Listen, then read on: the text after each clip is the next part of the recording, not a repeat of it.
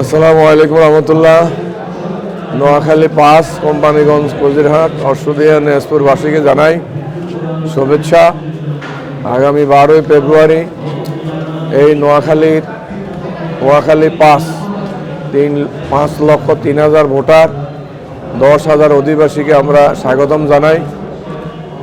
এই নোয়াখালী 5 আসনবাসীর যদি আমরা রায়ে বিজয়ী হই, তাদের ভালোবাসায় যদি আমরা বিজয়ী হই, তাহলে আমাদের পরিকল্পনা রয়েছে আমাদের প্রায় 50 লক্ষ বেকার যুবকের কর্মসংস্থান করা এবং শিক্ষা সম্প্রসারণের জন্য এই কোম্পানিগঞ্জ, কবিরহাটে, অশ্বদিয়া, নেসপুরে, বিশেষ করে কোম্পানিগঞ্জে একটি পূর্ণাঙ্গ অনার্স এবং মাস্টার্স বিশ্ববিদ্যালয় মানের কলেজ তৈরি করা এবং কোম্পানিগঞ্জে একটা মহিলা কলেজ আছে, কবিরহাটে আমরা একটা মহিলা কলেজ প্রতিষ্ঠিত করব এবং আমাদের এই এলাকাটা নদী ভাঙ্গন এলাকা। নদী ভাঙ্গনের কারণে আমাদের হাজার হাজার পরিবার গৃহহীন হয়ে পড়েছে এবং হাজার হাজার একর জমি নদী গর্ভে বিলীন হয়ে গেছে। এই জন্য আমরা বালু সন্ত্রাসের কারণে যে আমাদের মুসাফুরের ক্লোজার ধ্বংস হয়ে গেছে, সেই জন্য ক্লোজার নির্মাণ করা আমাদের প্রথম পদক্ষেপ। তার পাশাপাশি আমাদের বামনিতে একটা স্লুইস নির্মাণ করা হয়েছে 2016 সালে। আজ পর্যন্ত এই বামনি স্লুইসটা চালু না করার কারণে আমাদের কবিরহাট, কোম্পানিগঞ্জে জলাবদ্ধতা সৃষ্টি হয়েছে। আমরা 12ই ফেব্রুয়ারি দাঁড়িপাল্লা মার্কা বিজয় হলে আমরা এই বামনি যে স্লুইসটা খুলে দেব, এতে করে আমাদের নোয়াখালী জলাবদ্ধতা নিরসন হবে। রিক্সাওয়ালা দোকানে যে বাঁধ, সে বাঁধটা আমরা কেটে দিব, তাহলে আমাদের এই এলাকায় কৃষি উৎপাদন বৃদ্ধি পাবে এবং আমরা কৃষি উৎপাদন বৃদ্ধি করব। কৃষি পণ্যের দাম আমরা যাতে কৃষক পায় সে ব্যবস্থা করব এবং দ্রব্যমূল্যের দাম আমরা নিয়ন্ত্রণে আনব। এরপরে রাজনৈতিক সংস্কৃতিতে আমরা সকল দল মত সবাই যা যার মতামত ব্যক্ত করতে পারবে, কোনো রাজনৈতিক প্রতিহিংসা আমাদের দ্বারা হবে না এবং আমাদের অর্ধেক জনগোষ্ঠীর নারী, এই নারী সমাজের আপনার শিক্ষা, উন্নয়ন সকল দিকে আমরা এগিয়ে আসব। পাশাপাশি আমাদের বন্যায় ক্ষতিগ্রস্ত প্রত্যেকটা রাস্তাঘাট এখন একেবারে চলাচল অনুপযোগী হয়ে পড়েছে। বিশেষ করে আমাদের অশ্বদিয়া, নেসপুরটা একেবারে উন্নয়ন বঞ্চিত, নরোত্তমপুর উন্নয়ন বঞ্চিত। আমরা অশ্বদিয়া, নেসপুর, ঘোষবাগ, নরোত্তমপুর এই উন্নয়ন বঞ্চিত এলাকা, পাশাপাশি দানশ্রী, দানশালিক, কবিরহাট অঞ্চল, কোম্পানিগঞ্জ অঞ্চলে আমরা রাস্তাঘাট, পুল, ব্রিজ, কালভার্ট এগুলো আমরা নির্মাণ করব। আমরা সন্ত্রাস, চাঁদাবাজ, কিশোর গ্যাং, সালিশ বাণিজ্য এগুলো বন্ধ করব।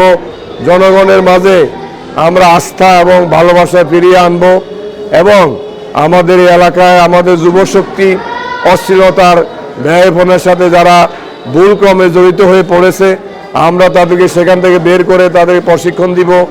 তাদেরকে দেশ এবং সমাজের পরিবারের জন্য আমরা গড়ে তুলব, যাতে তারা পরিবার এবং সমাজের বোঝা না হয়ে রাষ্ট্রের জীবনী শক্তি হয়। আমরা দাঁড়িপাল্লা মার্কায় যদি আপনাদের সমর্থনে বিজয় হই, তাহলে আমরা সকল ক্ষেত্রে শান্তি, শৃঙ্খলা, নিরাপত্তা প্রতিষ্ঠিত করব। আমাদের যে সমস্ত ইমাম, মুয়াজ্জিন রয়েছে, ধর্মীয় শিক্ষক রয়েছে, আমরা তাদের সম্মানী বৃদ্ধি করব। আমাদের এমপিওভুক্ত শিক্ষক যারা, তাদের আমরা এমপিভুক্ত যে তাদের দাবি দেওয়া সেগুলো আমরা পূরণ করব। সর্বক্ষেত্রে সরকারি বেসরকারি যাদের যে দাবি দেওয়া সেগুলো আমরা পূরণ করার জন্য চেষ্টা করব এবং বিশেষ করে আমাদের শতকরা 38% লোক দরিদ্র, অসহায়, রিক্সাজীবী, শ্রমজীবী, দিনমজুর, হোটেল শ্রমিক, ছাতা শ্রমিক, সিএনজি শ্রমিক, এই 38% লোকদের শিক্ষা, তাদের সন্তানদের এই 38% লোকদের চিকিৎসা এবং তাদের সন্তানদের শিক্ষার ব্যবস্থা আমরা করব। সর্বোপরি আমরা একটা গণবান্ধব একটা প্রশাসন আমরা উপহার দিব এবং অল্প সময়ের মধ্যে আমাদের যে ছাত্র সমাজের যে দাবি দাওয়াগুলো রয়েছে, ছাত্রদের যে ন্যায্য দাবি, সেই দাবি আমরা তাদের দাবিগুলো পূরণ করব এবং রাষ্ট্রের সর্বপর্যায়ে যে দুর্নীতি, এই দুর্নীতিকে আমরা লাল কার্ড দেখাবো। আমরা দুর্নীতিমুক্ত প্রশাসন গড়ে তুলব এবং যারা শিক্ষা শেষ করে একটা সার্টিফিকেট পাবে, এই সার্টিফিকেটের দিয়েই তারা চাকরিতে ইন করবে। কোথাও চাকরির ক্ষেত্রে কোনো ঘুষ দিতে হবে না। তারা কোনো দুর্নীতির শিকার হবে না, সমাজের মানুষ অবহেলা বঞ্চনার শিকার হবে না। সর্বোপরি সবাইকে নিয়ে সবার সাথে পরামর্শ করে আমরা আমাদের এই নোয়াখালী 5 কোম্পানির কবিরা নরসিংদী দিনাজপুরকে গড়ে তোলার জন্য আমরা চেষ্টা করব। আমাদের বিগত 17 বছর আমাদের যুব জনশক্তি সাধারণ মানুষ ভোট দিতে পারে নাই। এই ভোটাধিকার প্রতিষ্ঠার জন্য আমরা কেয়ারটেকার সরকারের ফর্মুলা দিয়েছিলাম তো, এবং আমাদের এই গণ অভ্যুত্থানের অগ্রভাগে আমরা ছিলাম। এই গণ অভ্যুত্থানের কারণে একটা সুষ্ঠু অবাধ ও গ্রহণযোগ্য নির্বাচন জাতি দেখতে পাবে। এই ক্ষেত্রে আমরা লেভেল প্লেইং ফিল্ড তৈরি করার জন্য প্রশাসনের প্রতি দাবি জানাচ্ছি। অন্তর্বর্তী সরকার, গণ অভ্যুত্থানের সরকার, আমাদের আকাঙ্ক্ষার সরকার, তারা আমরা আশা করছি লেভেল প্লেইং ফিল্ড তৈরি করবেন এবং কোনোভাবে পোলিং প্রিসাইডিং যাতে রাজনৈতিক বিবেচনায় নিয়োগ দেওয়া না হয়, সম্পূর্ণ নিরপেক্ষভাবে নিয়োগ দেওয়া হয়, এ ব্যাপারে আমরা দাবি জানাবো।